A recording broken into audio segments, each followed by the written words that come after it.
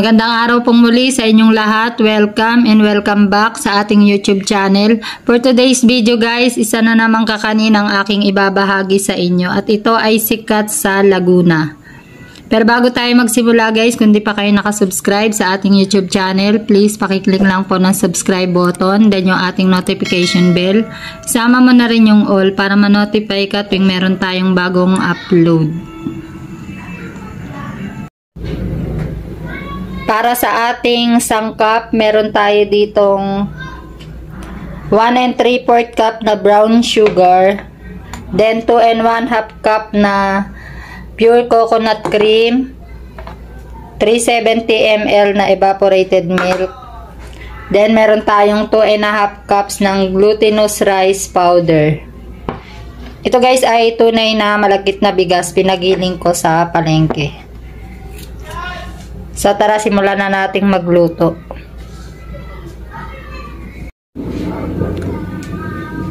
Sa ating kawali, ilagay na natin ang ating glutinous rice powder.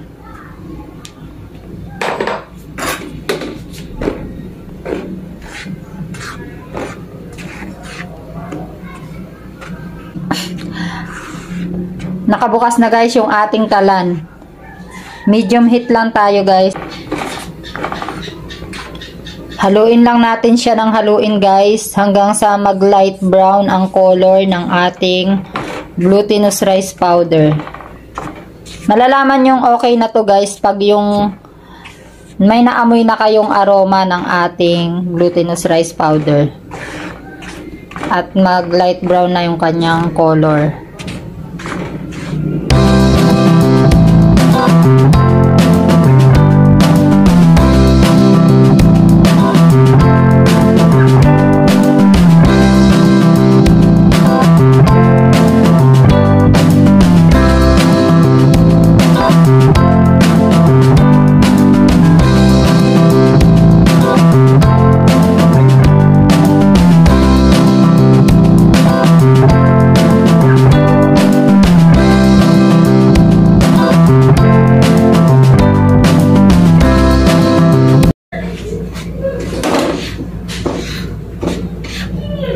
So ayan guys, ganitong kulay lang ang kailangan nating ma-achieve para sa ating glutinous rice powder. Okay na to guys. Pwede na nating patayin yung ating kalan. Magbubukod tayo ng konti guys para sa pagpapagulungan natin mamaya ng ating espasol. Mga half cup. So ayan. Set aside muna natin. Then, ilagay na natin yung ating asukal.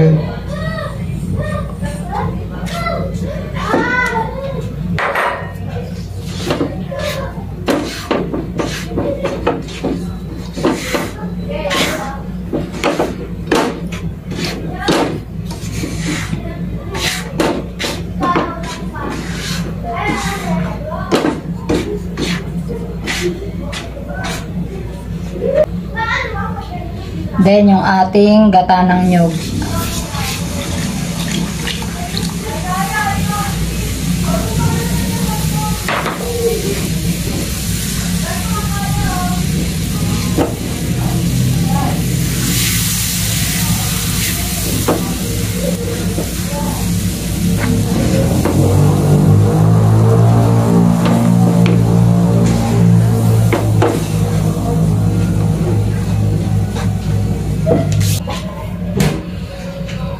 Then, yung ating evaporated milk.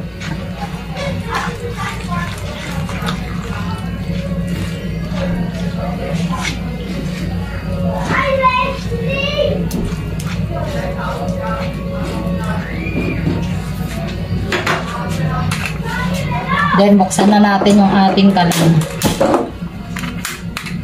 Medium heat lang tayo guys. Para hindi mabigla yung ating espasol.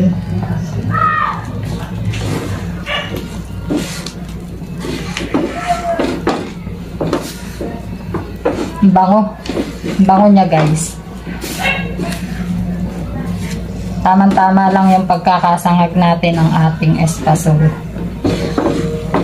na ng ating glutinous rice powder.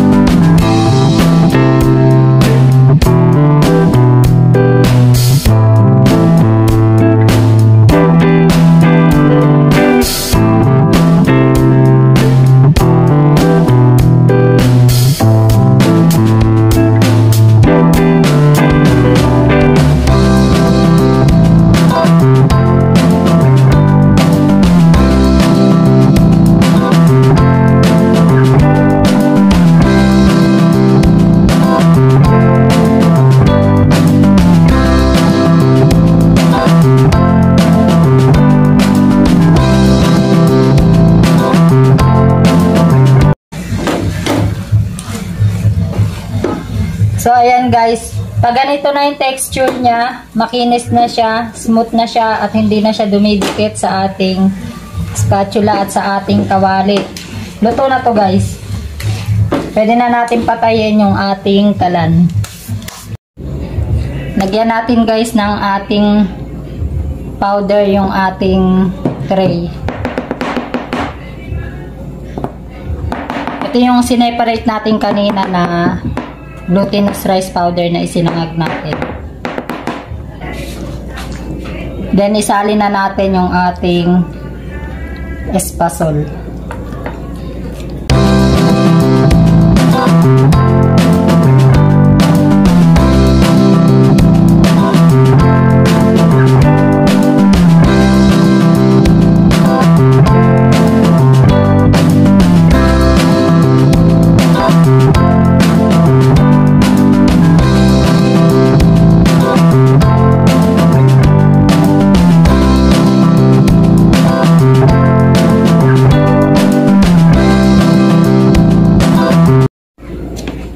Ayan guys, malamig na yung ating espasol. Slice na natin siya.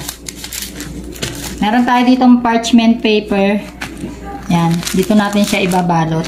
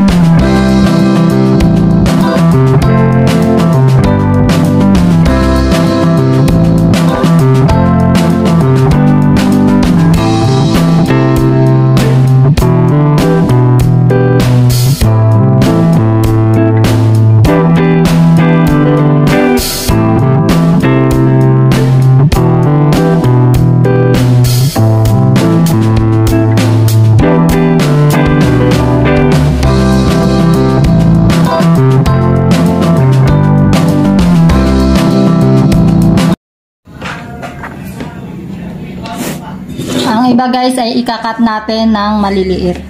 Kasi pangkain lang naman namin to guys.